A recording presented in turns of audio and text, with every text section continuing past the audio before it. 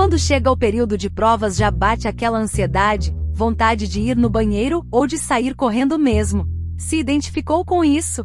Seja uma prova de escola, faculdade ou concurso, a ansiedade e pressão para passar tornam-se fantasmas para nos assombrar. Mas se você já visitou a casa com mais insights no Brasil, com certeza pegou aquelas dicas maravilhosas no nosso vídeo para ajudar a conter o fantasma da ansiedade. Nesse vídeo vamos te ajudar com dicas para espantar o outro fantasma, as provas. E só precisamos de uma munição, o seu like e sua inscrição. Antes do dia da prova. Dica número 1. Primeiro, tenha uma rotina de estudos. É importante estabelecer uma boa rotina de estudos que não acabe com a sua saúde. Por isso, um dos pilares fundamentais é a organização dos estudos. Crie um cronograma realista, levando em conta o tempo disponível até a data do exame, e divida as matérias em blocos de estudo. Distribua esse tempo de forma equilibrada, priorizando os tópicos mais desafiadores ou que possuem maior peso na avaliação. Além disso, intercale momentos de estudo com pequenas pausas para descanso e recuperação mental. Isso ajudará você a manter o foco e evitará a sobrecarga cognitiva. Lembre-se também de revisar regularmente os conteúdos já estudados, reforçando sua memória e fortalecendo a retenção do conhecimento. Dica número 2. Perda de memória. Desde o instante em que adquirimos novas informações, nossas mentes começam quase que imediatamente a esquecer. Portanto, se você deixar para revisar o material apenas algumas noites antes do exame, provavelmente já terá esquecido a maioria dos pontos-chave. É por isso que é essencial interromper esse esquecimento assim que você aprender algo novo. E a melhor maneira de fazer isso é testando a si mesmo. Em um estudo de 2007, pesquisadores em Columbia, Illinois, abordaram alunos do 8º ano e os testaram ao final de cada aula de ciências para relembrar o conteúdo recém-aprendido. Em apenas 3 semestres, a média da turma subiu de um C+ para um A. Dica número 3. Aprendizagem sem erros.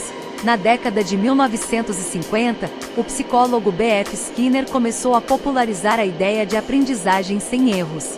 De acordo com Skinner, cometer erros é contraproducente para a aprendizagem, pois leva a lembrar dos erros em vez das informações corretas. Apesar disso, essa abordagem ainda é encontrada em muitas salas de aula hoje em dia, embora vá contra o que sabemos sobre como nossa mente absorve informações. Na verdade, trabalhar em problemas e cometer erros é uma parte essencial da aprendizagem. Portanto, se você está enfrentando dificuldades em uma disciplina como matemática, física ou línguas, tente desafiar-se a avançar um pouco além no currículo. Lutar com essas teorias e conceitos antes de dominar completamente cada etapa pode ser mais desafiador, mas à medida que você avança, cada aula se tornará uma revisão do trabalho que você já concluiu. Acertar ou errar as questões não importa tanto. O fato de ter tentado o material antecipadamente o deixará muito mais preparado para aprender e ajudará as informações a se fixarem em sua mente.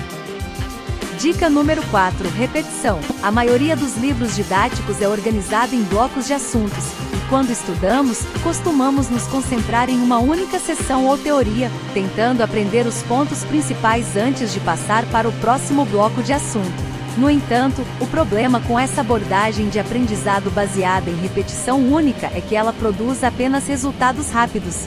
Em contraste, o método de repetição sugere misturar a seleção dos assuntos durante a prática, o que torna o processo muito mais desafiador. Em outras palavras, ao invés de estudar um único tópico até se sentir confortável e só então passar para o próximo, você alternaria entre diferentes tópicos durante as sessões de estudo. Por exemplo, ao estudar matemática, em vez de dedicar todo o seu tempo a uma única fórmula ou conceito, você alternaria entre diferentes tipos de problemas, aplicando várias fórmulas em cada sessão. Fazendo isso, sua retenção de curto prazo pode ser mais lenta, mas, em troca, seu progresso de longo prazo será muito mais sólido. Não se engane, essa abordagem tornará seus esforços de estudo mais difíceis e até mesmo frustrantes no início. Mas essa dificuldade aumentada fortalece o seu aprendizado, tornando-o muito mais preparado para os exames futuros. Dica número 5. Palácio da Memória. Se você está diante de uma matéria que exige memorização de longo prazo, experimente usar uma técnica de memória chamada Palácio da Memória para ajudá-lo a lembrar de grandes volumes de informações. Nosso cérebro não foi projetado para lembrar longos trechos de texto, e a maioria de nós terá dificuldade em reter uma sequência de números com mais de 7 dígitos. No entanto, quando se trata de lembrar coisas como imagens e direções, nossa mente é muito boa em reter imagens mentais. O truque do Palácio da Memória é escolher um espaço com o qual você esteja familiarizado e imaginar uma série de elementos ao redor dele que o ajudarão a lembrar do que você está tentando memorizar. Usar o Palácio da Memória aumenta significativamente sua capacidade de reter novas informações, tanto que o atual detentor do recorde mundial do Guinness utilizou essa técnica para recitar 67.890 dígitos do número π. Dica número 6. Menos é mais. Ao chegar perto do dia da prova, é hora de reduzir o ritmo em vez de passar horas de desespero revendo todo o conteúdo e querendo absorver num passe de mágica. Muitas vezes, acreditamos que estudar por horas a fio é a melhor maneira de aprender. No entanto, a qualidade é mais importante do que quantidade quando se trata de estudo. Em vez de passar horas intermináveis revisando, que tal dedicar apenas 15 minutos diários para uma revisão de conteúdo ao longo dos dias próximos do dia da prova? Acredite ou não, estudar por apenas 15 minutos todos os dias pode fazer uma grande diferença na construção da sua confiança e no seu desempenho nas provas. Essa abordagem consistente e regular permite que o cérebro assimile melhor as informações e retenha o conhecimento por mais tempo. E para potencializar mais na véspera da prova, priorize um descanso de qualidade, vá para a cama no horário certo, desconecte-se de seus dispositivos móveis, como seu telefone, pelo menos 1 ou 2 horas antes de dormir para ajudar a relaxar e desligar sua mente. Uma boa noite de sono pode ser de grande ajuda para se sair claramente bem no dia seguinte. O dia D. Dica número 7. Dê uma olhada rápida na prova. Aqui está uma dica importante: leia cada pergunta do seu exame 2 vezes. Essa prática é realmente crucial, especialmente em questões de múltipla escolha que podem ser enganosas. Com um número limitado de respostas fornecidas, é tentador passar rapidamente pela pergunta e escolher a opção que parece mais familiar. Ao receber sua prova, evite responder as perguntas de forma linear. Em vez disso, tire alguns minutos para dar uma rápida olhada geral na prova e ter uma visão geral das questões. Se você se deparar com perguntas muito fáceis ou em que se sente confiante, vá em frente e responda-as. Essa rápida leitura da prova antes de começar a respondê-la efetivamente prepara sua mente para os desafios e detalhes que você encontrará ao longo do exame. Essa preparação é valiosa por algumas razões. Primeiro, você estará estimulando seu cérebro a lidar com as perguntas mais difíceis. Segundo, algumas questões de múltipla escolha contêm pistas ou até mesmo respostas para outras questões presentes na prova. Portanto, uma rápida visão geral pode fornecer insights úteis para o restante do exame. Por exemplo, vamos considerar uma prova de história brasileira e você se depara com uma pergunta como esta: qual evento marcou o fim do período colonial brasileiro e a independência do país? Ao analisar as opções de resposta, você pode eliminar uma delas imediatamente, mas as outras 4 opções: Proclamação da República, Abolição da Escravatura, Guerra dos Farrapos e Grito do Ipiranga, você não tem certeza qual é a resposta correta. Nesse caso, talvez você decida pular essa questão e continuar com a prova. Mais adiante você encontra outra pergunta: verdadeiro ou falso? 1. O Grito do Ipiranga foi proclamado às margens do rio Ipiranga, em São Paulo, por Dom Pedro I em 7 de setembro de 1822, marcando o fim do período colonial brasileiro e a independência do país. 2. A princesa Isabel assinou a Lei Áurea que aboliu a escravidão no Brasil durante o reinado de seu pai, Dom Pedro II. 3. A proclamação da República ocorreu em 1822. Essa questão estabelece que o Grito do Ipiranga aconteceu em 1822, e digamos que você soubesse de outra fonte que a proclamação da República ocorreu em 1889, onde Dom Pedro II foi deposto do trono. Se você soubesse disso, então essa pergunta responde à questão anterior, pois a proclamação da República não pode ser a resposta correta. A alternativa seguinte afirma que a abolição da escravidão ocorreu durante o reinado de Dom Pedro II, que é filho de Dom Pedro I, responsável pelo Grito do Ipiranga. Dessa forma, a resposta da pergunta anterior seria o grito do Ipiranga. Em provas de história, algumas questões podem pedir qual das opções a seguir não está relacionada a um evento histórico específico. É importante prestar atenção à palavra "não" nessas questões, pois pode ser fácil não percebê-la se você estiver passando rapidamente pelas perguntas. Outras perguntas podem ter mais de uma resposta correta e sua tarefa será encontrar a resposta mais precisa. Além disso, você pode encontrar perguntas com as opções "todas as alternativas acima" ou "nenhuma das alternativas acima" como possíveis respostas. É essencial analisar cuidadosamente cada pergunta para garantir que você esteja selecionando a opção correta. Por isso, sempre leia a prova toda antes de começar a responder as questões. Dica número 8. Pule para o fácil. Se você notar que está gastando muito tempo para responder a uma pergunta, siga em frente. E ao final, volte e revise as perguntas que ainda não respondeu. Se ainda houver tempo sobrando, verifique suas respostas novamente.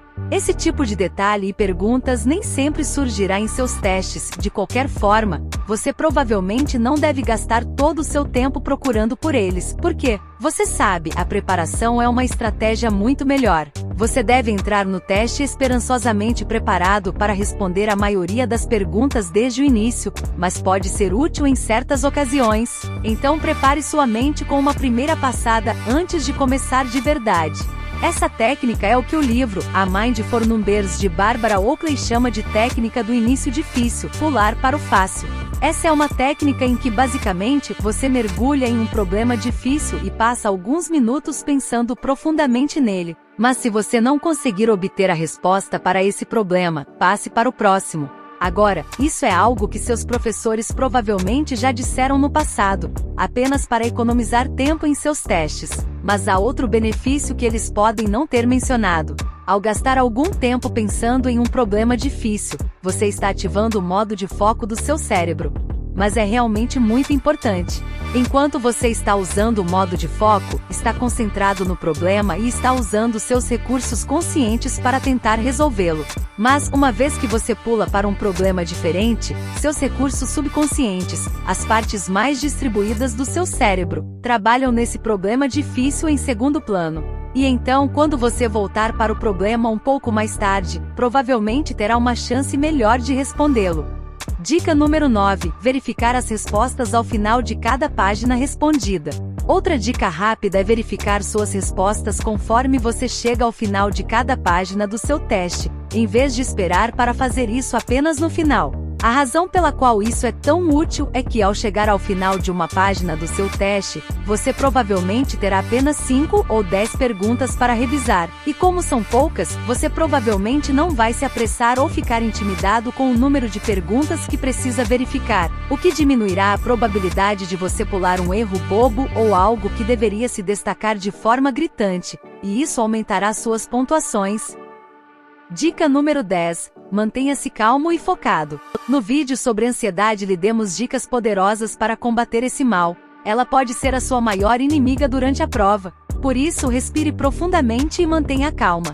Concentre-se em cada pergunta individualmente e não deixe que perguntas difíceis te desanimem. E uma coisa que não te contaram, pegadinha em prova só existe para quem está afobado. Então siga as dicas desse vídeo e do vídeo sobre ansiedade, que fazer prova não será um pesadelo mais. Dica bônus: estatísticas.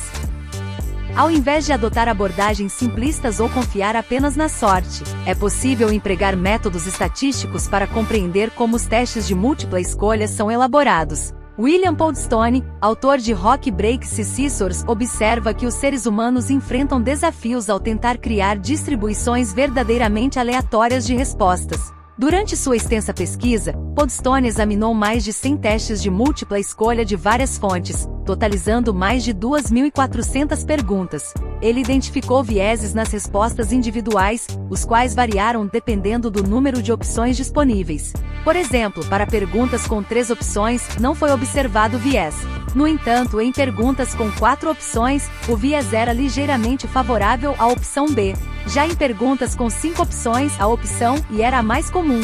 Em relação a questões verdadeiro ou falso, Coldstone descobriu que a opção verdadeira estava correta em 56% das vezes, devido à facilidade dos professores em lembrar fatos. Além disso, ele destacou que as perguntas tendem a ter respostas diferentes da anterior, portanto, se você tiver uma pergunta em um teste em que você tem certeza de que a resposta é C, e depois passar para a próxima pergunta e ficar preso, ou talvez tenha reduzido as opções para C ou D, é provável que D seja a resposta correta, não C. Coldstone também ofereceu estratégias para enfrentar testes verdadeiro-falso. Ele recomendou marcar as respostas conhecidas e observar padrões entre as opções verdadeiro e falso. Por exemplo, se houver verdadeiro em ambos os lados de uma resposta falsa, é provável que a resposta do meio seja falsa. Além disso, ele sugeriu escolher a opção mais longa e evitar resposta que inclua nunca, sempre, todos ou nenhum, porque são absolutos, a menos que a resposta diga todas as acima ou nenhuma das acima, o que é correto 65% das vezes. Em suma, compreender os padrões e aplicar estratégias adequadas pode melhorar significativamente o desempenho em testes de múltipla escolha e verdadeiro-falso, fornecendo uma vantagem valiosa aos examinandos.